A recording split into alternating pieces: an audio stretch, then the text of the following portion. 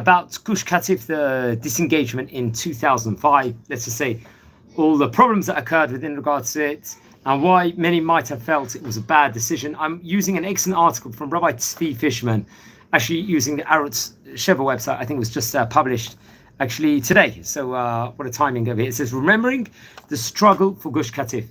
And it's titled, I'm quoting the article, Moetzet Yesha and the Gush Katif Community Council adopted a non-belligerent protest campaign marked by the slogan, with love we will win. The campaign was highlighted by human chains of passive support. It's an op-ed.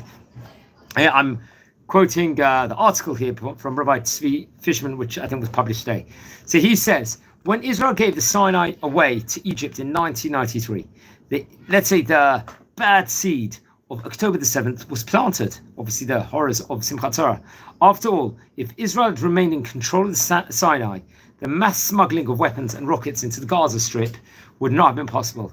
The next tragic stepping stone to October the 7th came when Yitzhak Rabin, Shimon Peres, and their cohorts, in, let's just say, there are other people that were part of this, welcomed the PLO into Gaza and awarded them with rifles, ignoring the warnings and cries of the right that the Nobel Prize winning gesture would lead to, unfortunately, huge disaster. And he says, he talks about in more severe terms. Now he quotes Rabbi Fishman, Ariel Sharon's destruction of Gush Katif was a third, let's say, he calls it national betrayal, which brought, unfortunately, he seemingly says, October 7th and the war with Hamas upon us. 20 years passed since that terrible Tisha B'Av day. This happened 20 years ago in 2005. Let's say, at that point in time, let's say he's talking about maybe people that, the youths that had not been born, that maybe live in hilltops now. And he talks about the poignant aspects of the story. Many people participated, let's say, in the campaign to prevent the evacuation and destruction of Gush Katif. Too many to name, he actually says. On the official side of the campaign, there was the Moetzet Yesha Council, the Council of Communities in Judea, Samaria, and Gaza, along with the Council of Gush Katif Communities. They took the lead in the struggle. In addition, there was many grassroots groups and individuals on a partisan level. They did their best, let's say, at that point in time. He says, Ariel Sharon's nefarious plan to erase the 21 flourishing Jewish communities, along with 4 settlements in northern Samaria. Now, the article continues, no doubt the fact that there were so many different groups and individuals with conflicting opinions on how the opposition to the disengagement should be conducted contributed, let's say, to some extent to the ultimately unsuccessful effort to save the threatened communities.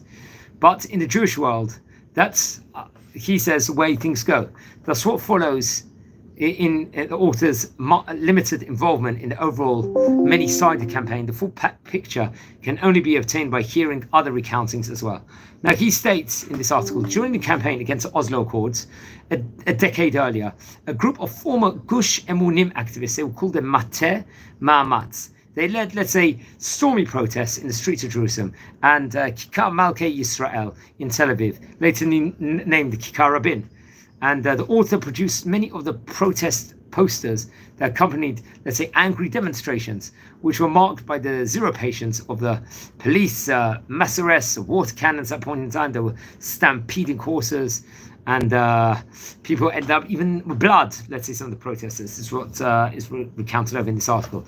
When the campaign against Hitnat Kut came along, the author continued producing the protest posters that were, let's say, pasted all over the country.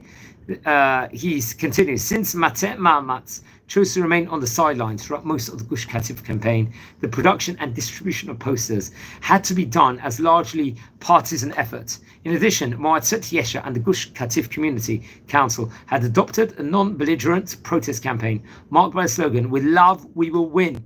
The campaign was highlighted by human chains of passive protests stretching kilometers along highways, with demonstrators sporting orange head bands, orange wrist bracelets, and orange flags, the main color of the Gush Katif emblem. There was the leaders of the 2 official councils also adopted a decision at the point of time not to get involved with Ariel Sharon in literature and in campaign propaganda, clinging and hoping that they could persuade him to abandon his obsessive resolve to demolish his thriving pioneering committees.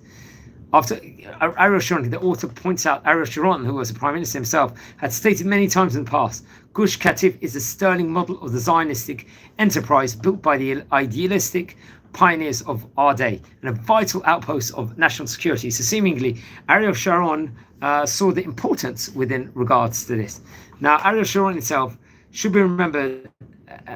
He had, at that point in time, the author says, several serious charges of political corruption with the possibility of a long prison sentence if he was found guilty by the courts. I think at that point in time, there was Knesset member Tzvi Hendel, a resident of Gush Katif, stated that the extent of the withdrawal would parallel the depth of Ariel Sharon's involvement in the political scandals, implying that the evacuation from Gush Katif was, at that point in time, seen as a gift to the left-wing parts of the politics in exchange for a verdict of innocence in his upcoming trial, since, as is widely known, the other side, the left, controlled, as of you could say today, the court system in the country. So once again, I'm quoting this article from Rabbi Fishman over here, and it seems very well grounded and matim to Tisha B'Av. I'm not so well versed on the history on this itself.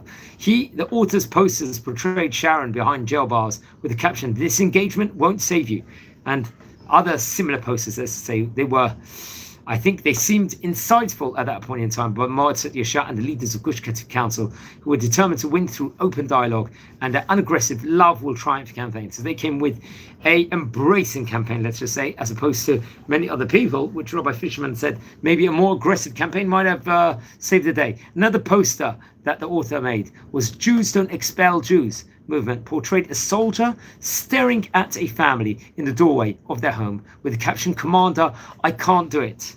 It was led by a Rabbi Gadi Ben Zimra, the Siruv Pekuda movement, which called upon IDF soldiers to refuse orders to oust Jews from their homes. And it received a boost at the time when the Rosh Yeshiva of Merkaz Arab, Rabbi Abraham Shapira, who was the former Israeli chief rabbi, signed his name to a petition supporting the initiative. Supporting this controversial declaration were rabbis, Rabbi Moshe Levinger, Rabbi Dov Leo, Rabbi Zalman Melamed, Rabbi Eliezer Melamed, Rabbi Avigdor Nebenzal, Rabbi Yitzhak Ginsburg, Rabbi Yaakov Yosef, I believe the son of Rabbi Ovadia Yosef, who was a great rabbi. He was, Rabbi Ovadia Yosef was the chief rabbi of Israel. I think Rabbi Yaakov Yosef passed away around 12 years ago. Also, Rabbi Chaim Druckman told students to tell the army commanders that they were not able to fulfill the command. And Rabbi Tzvi Tao told students to disobey quietly, but not to make a banner issue out of the matter, let us say. Nevertheless, a large majority of Dati Umi rabbis oppose this halachic decision. And the author himself writes he worked with a group led by Rabbi Gadi Ben Zimra, whose call for soldiers to disobey evacuation orders was supported by Rabbi Shapira. Now, anyone tuning in at the moment, one thing that we do on this channel, we try and record about various rabbis, history of various rabbis from yesteryear that there was, and we try and explore the science behind Jewish history, especially in Eretz Israel, over all the years. And I think it's important we're speaking about this topic over here. The Siruv Pekuda, it was a refuse army order poster, was rejected by the official leaders of the Save Gush Katif campaign. And their rabbis who, let's say, stridently warned that a revolt in the ranks of the Tzahal could lead to the disintegration of Medinat Israel, even if it meant having their homes and communities bulldozed into dust and given away to Arabs. That was at that point in time. That's what the author is writing. In a similar light, Moshe Hirstig, a former field student of Rabbi Tzvi Fishman at the Mali Film School in Jerusalem and a resident of Neve Dekelim, contacted him to make a protest film with him, commissioned by Gush Katif Communities Council. When they finished, I think, the short 8-minute film, the council rejected it, claiming it was too militant for their taste at that point in time. As the time approached for the Knesset to approve the disengagement law, a group within the Likud led by Uzi Landau was formed to oppose what they termed a dangerous and dictatorial escapade that will potentially explode in the people's faces with a bombardment of rockets from a site formerly controlled by Jews. He demanded that the Likud Central Committee hold an emergency meeting to vote on the Sharon plan, which, let's say, seemed like the most effective way to derail it, burying it before it could reach Knesset. In response to that point in time, there was a group of past Mate Ma'amatz activists, people named Yaakov Novik, Meir Indo, Chico Ben Zimra, and others approached, I believe, Rabbi Tzvi Fishman, to make a short protest video that would distribute to every member of the Likud Central Committee before the dramatic vote.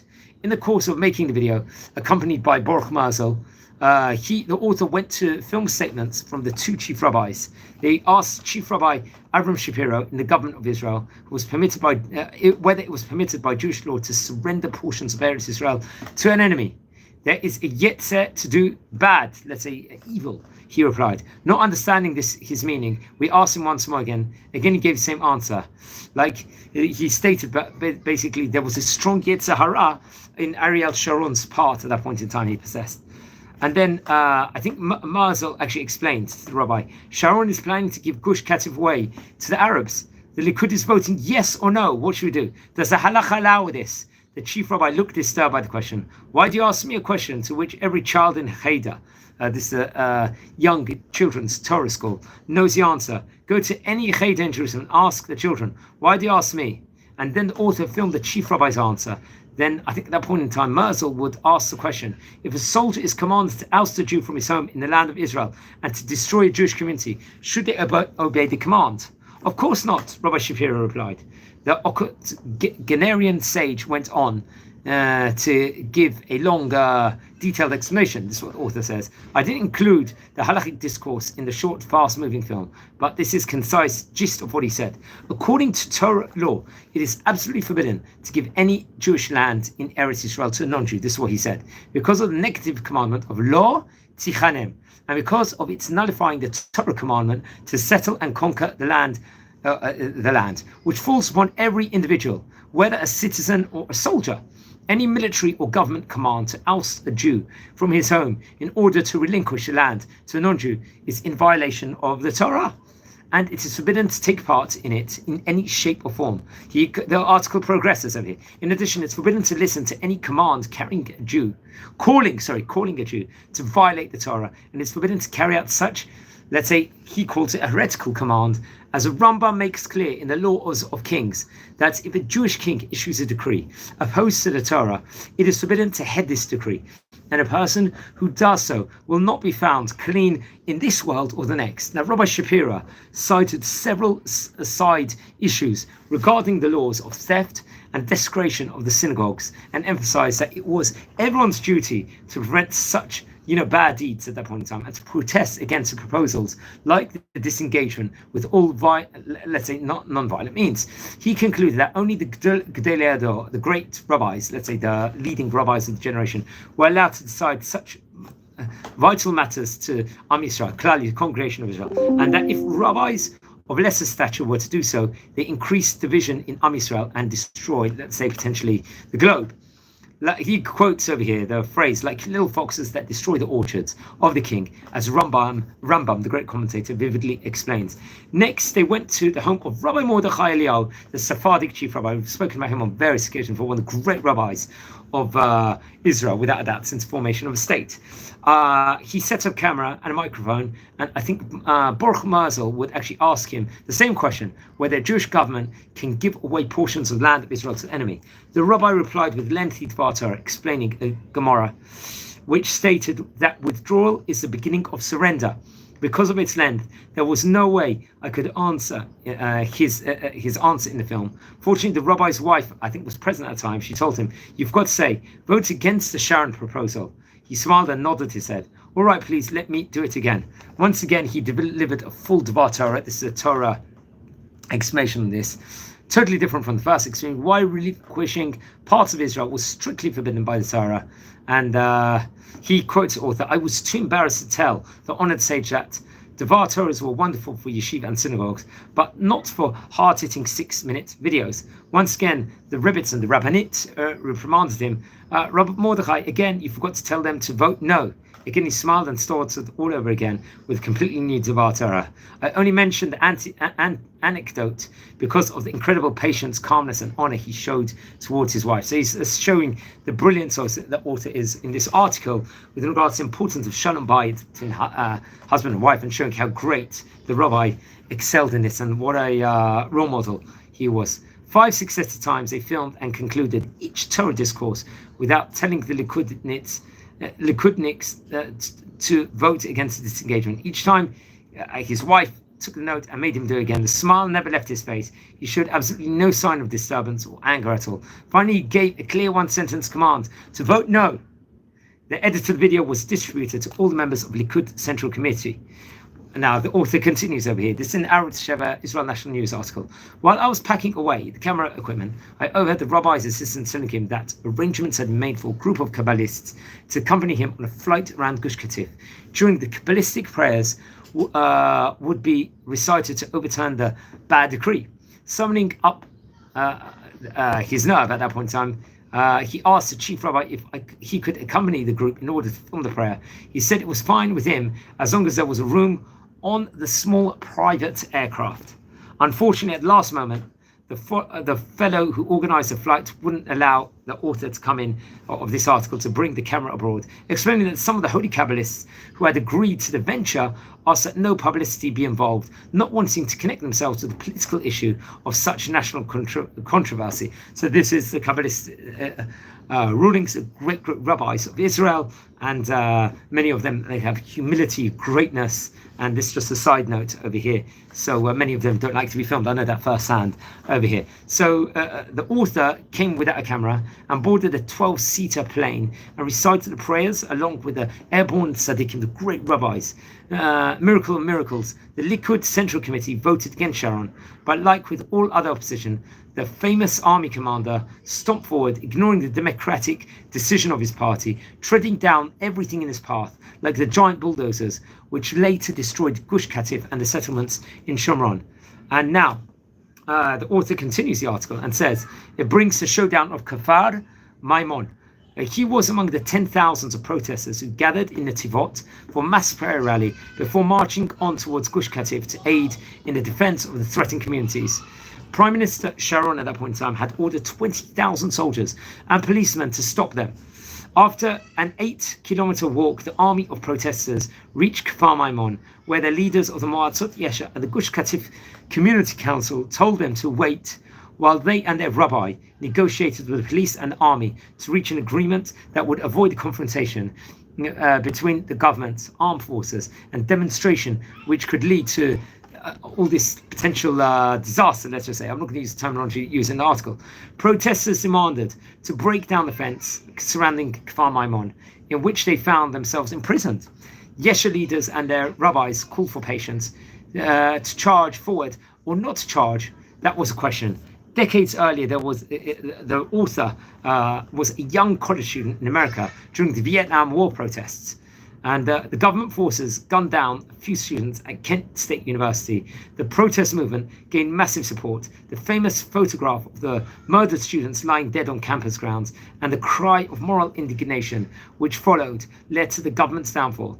At Kfar Maimon, the protesters, let's say, had charged forward towards Gush Katif, and if soldiers had opened fire, killing in the crowd, the immortality of the act could have, let's say, swayed national opposition to the evacuation and destruction of the beleaguered communities in Gush Katif. That's what's written, the author wrote over here.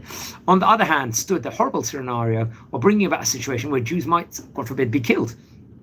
It's a dilemma in some ways. Let's just say, the author writes, resembles the plight of hostages in today Gaza. All through the night and the following morning, the tension increased. In the end, unofficial organizations of the Save Gush Katif campaign, the leaders of Moatzot Yesha and the rabbis against Yirut Pekuda proclaimed that both sides, government and official Yesha leaders, had reached an unanimous decision that the march had come to its end, so that Jewish, you didn't want any to be a war between the brothers, let's just say, us as brothers. Apparently swayed by false information that the army had already given orders to, let's say, to open fire. Rabbi Shapiro agreed with the decision, or maybe he didn't agree. The matter was never made clear. The official statement leaders and rabbis who supported them stood in front of the gate of the fence, blocking the way, feeling anger and deep sense of betrayal. The marchers turned back, rolled their sleeping bags and headed home, understanding that the fight for Gush Katif had been lost. So the author personally was not privy to the inside negotiations. A few years after the showdown, he asked Rabbi Gadi ben Zimra, the head of the Siruf Pekuda faction, what had happened during the crucial discussions that evening. This was what he answered. This is what's quoted over.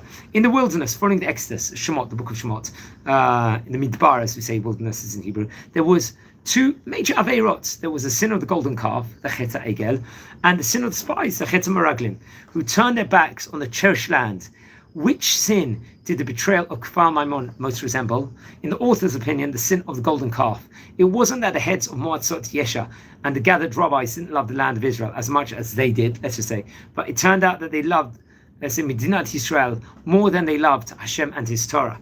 They claimed that refusing to obey the commandments of the Medina would bring about, let's say, its ruin. In contrast, we claim that it would add spiritual strength to the state, to Medinat Yisrael. They claim that preventing a war between brothers and would bring about another national Khurban, destruction, and God forbid, over here. We claim that adhering to the commandments of the Torah would bring Am Yisrael greater blessing, and that abandoning large and flourishing tracts of our homeland would lead to national weakness, spiritual weariness, and the cultural decay we are experiencing in Israel today. Not to mention the very real danger of turning all of Gaza into a launching site of terror against Israel. Obviously, now he continues the article, surrendering Gush Katif would give fuel to, let's say, the Arab dream of wiping Israel off the map. You see, from river to sea, Palestine will be fleece slogans all over the world in the protests at the moment. They don't want an Israel. So the sages inform us that every generation suffers for the sin of golden calf. Likewise, we as a people continue to suffer for the sin of, let's say, looking into the Medina more than Hashem. This author says, for a large segment of the settlers of Judea and Samaria, and for the young generation that grew up in Gush Katif and fought for its preservation, the trust in our government's commitment to Eretz Israel and our trust in our political leaders was weakened. What's the solution? He asked at the time. We must return to Gush Katif, the author says, Rabbi Fishman, and to Chomesh and to Sanur in Shomron, and to increase the Israelite settlement over the land. We must return to Torah on a national level, in all of its national facets, in the government, in the army, and in the courts, along with the shattering of, let's say, we need to shatter the false idols. All of these things must be accompanied by a renewed commitment to Hashem, to God. It won't be long before rockets fired from the terrorist haven, we are at that point in time, Gaza will rain down in Tel Aviv, and we see that happened 2014, 2018, 2021, and since October the 7th. We can blame people. The author says that we can blame the other nations, but we are the ones who will have brought it to pass with our betrayal of the covenant of the Avot, the forefathers, and the gift of the land of Eretz Yisrael. May Hashem have mercy, the rabbi says. Our sages inform us that a man has many plans in his heart, but it's Hashem's will, which brings them to pass. Many sought to give away chunks of our cherished land, and now Hashem is forcing us back to those very places. The Gaza Strip will be, the author concludes, it will be reconquered, and our children will return to rebuild what was destroyed and more. Hashem bequeathed to his chosen people the land of Israel and all its biblical borders. Hashem is not a man, that he should lie. The saga is still unfolding, and the rabbi over here says, see you next year in Gaza City. Just to point out, we're going to conclude the video in 1 minute of the Gush Katif. It's obviously a block of 17 Israeli settlements in the southern Gaza Strip. We talked about how 8,600 Israeli residents were removed from their homes at that point in time, and it's much more can be said about it. Two roads, so much can be talked about that specific area. The demographics of the area, many of the people that lived there was Orthodox religious Zionist Jews. There was non-observant and secular Jews also lived there. We could also add around it, and Jewish, and we've got great rabbinic ancestors that lived in Gaza since biblical times. Residents include the famous Rabbi Yisrael Najara, the author of Karibon Olam. He was a prolific Jewish liturgical poet, a preacher, a biblical commentator. Also, he was a great rabbi. We spoke about him before. He passed away in 1625, exactly 400 years ago. He was a rabbi of Gaza. Actually, interesting enough, I would recommend everyone to watch a video we recorded about him. Now, also another great rabbi, the great Kabbalist, Rabbi Abraham Azulay, also, I believe, lived there. Very interesting enough. Just to add on, he lived between 1570 to 1643. He was Moroccan, I think, originally. He in 1599 he actually moved to Ottoman Palestine and settled in Hebron, and he had an integral part of it. He passed away just slightly after Rabbi Najara at a later stage in time. And it's interesting. The land for the village of Kfar Daram was bought in 1930s and settled in 1946. It was evacuated following the Egyptian siege. I think it was Gush Katif began in 1968 when Yigal Allon proposed funding 2 Nahal settlements in the center of the Gaza Strip over there. But much more can be said within regards to this. It's a special edition over here. We're using this article we found, actually it was published today by Rabbi Tzvi Fishman, someone, I think I've met him before, if I'm not mistaken, so I thank him in advance for a very detailed account over here.